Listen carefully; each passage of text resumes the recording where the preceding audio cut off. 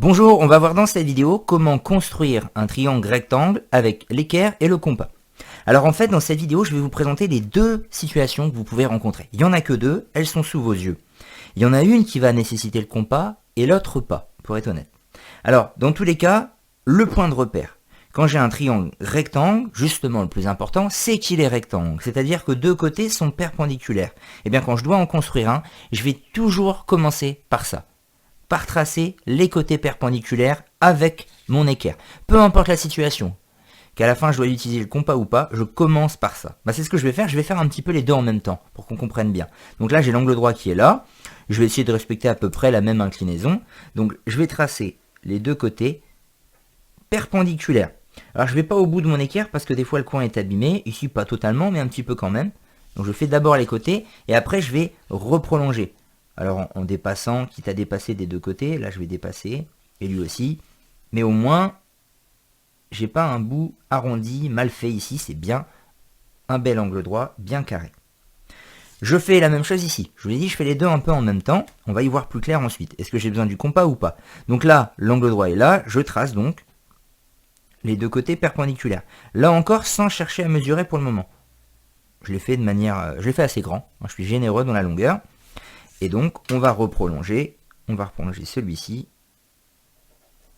Et l'autre également. Encore une fois, pour avoir un angle droit qui n'est pas arrondi. Bon, maintenant, est-ce que j'ai besoin du compas ou pas? Je peux déjà mettre une lettre. Ici, c'est au niveau de la lettre A, du sommet A, qu'on a l'angle droit. Ici, le sommet E. Bon, maintenant, est-ce que j'ai besoin du compas ou pas? C'est simple. Les côtés qui sont déjà construits, j'ai pas encore la longueur, je vais regarder si je les connais justement leur mesure. Ce côté-là, qui est là, je connais sa mesure. Donc j'ai plus qu'à faire. Je prends ma règle et je vais mesurer ici 7. Voilà, du coup le point C, il est déjà placé. Il n'y a pas de doute. Et en même temps, de l'autre côté, je connais aussi sa longueur ici. Celui qui est déjà tracé, je peux le mesurer. En fait, concrètement, dans la situation 1, si j'observe la différence, je connais les côtés de l'angle droit. Ça veut dire qu'en les traçant avec mon équerre, j'ai plus qu'à mesurer, je n'aurai pas besoin du compas. Voilà, la situation où j'ai pas besoin du compas, c'est quand je connais les deux côtés de l'angle droit. Voilà, mes 3 points en fait sont déjà placés. J'ai déjà terminé. Ça fait 7 cm. Ça fait 4 cm. Et j'ai plus qu'à relier B à C. Voilà, je n'ai pas eu besoin du compas, je redis, parce que je connais les deux côtés de l'angle droit. Alors qu'ici, je n'en connais qu'un seul. C'est là où je vais en avoir besoin. On va le voir tout de suite. Celui-ci, je peux le mesurer. C'est-à-dire, essayer de placer mon point D à 3 cm du point E. Il n'y a pas de problème. Je peux mettre D 3 cm. Seulement, je redis, je ne connais pas le deuxième côté de l'angle droit. Je ne peux pas aller placer le F quelque part. Il faut que j'utilise cette deuxième donnée là. Il faut que mon point F se trouve à 9 cm du point D, qui est là, en travers. Alors si on fait mal les choses, autant le dire, si on fait mal, on pourrait dire, je prends ma règle et j'essaye de mesurer 9 cm. Alors oui, c'est faisable, hein, ça donne quelque chose de pas trop mal, seulement si on fait les choses très bien, c'est pas comme ça qu'on va faire. Pour faire exactement 9 cm, on va prendre le compas plutôt. Donc je vais tracer sur un brouillon. Alors là, mon brouillon est en dessous. Normalement, on fait ça à part.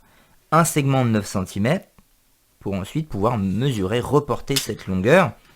Donc avec mon compas, on va prendre la longueur de 9 cm, on s'applique, on vérifie quand même de bien passer, parce que le but c'est de faire très précisément, donc ce serait dommage de manquer de précision à ce moment-là. Je vais piquer au niveau du point D, pourquoi? Parce que c'est ce côté-là qui doit faire 9, ce que je vous ai déjà montré avec la règle, sauf qu'avec le compas, je vais être sûr que là où ça rencontre, ce trait-là, ça va vraiment me donner un point de telle façon que celui-ci soit à 9 cm exactement du point D. Je n'ai plus qu'à tracer, et puis on va remesurer pour vérifier.